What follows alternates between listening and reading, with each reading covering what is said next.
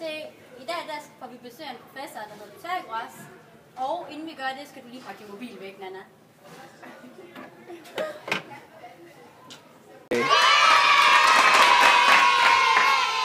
Goddag, Jørgen. Jeg er Pythagoras. Og jeg er rigtig god til at arbejde med trekanter. Og det er fordi, at her i weekenden, der sad jeg bare og kedede mig. Og så fandt jeg ud af, at når man har en retvinklet trekant, så kan man, hvis man kender 2 af siderne, finde den tredje. Og det gør man ved hjælp af den sætning, jeg opkaldt efter mig selv, Pythagoras sætning. Og den ser sådan her ud. A i anden plus B i anden.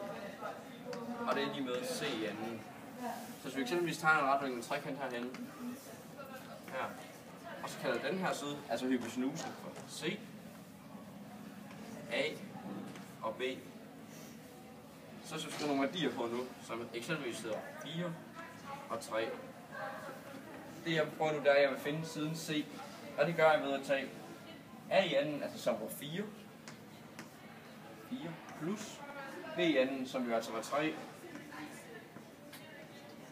Og det er så lige med C i anden, som vi jo ikke kender endnu. Og så prøver vi at regne ud. Det giver så 16 plus 9. Og 16 plus 9, hvad giver det?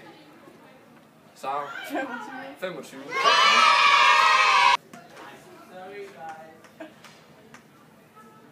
Men C'en står stadig på potens. Og for at finde ud af den her potens, så sætter vi den i en kvadratrod. Og kvadratroden er 25, og nu leverer vi det her. Nana? 5. Og så gør vi sådan her. C er derfor lige med 5. Ja. Nogle spørgsmål? Ja, Sara. Gælder det i alle trekanter? Pythagoras, det gælder ikke alle trekanter, nej. Det gælder kun i retvinklede trekanter. Det vil sige, at der skal være én retvinkel i trekanten. Ellers kan man så ikke bruge den her sætning.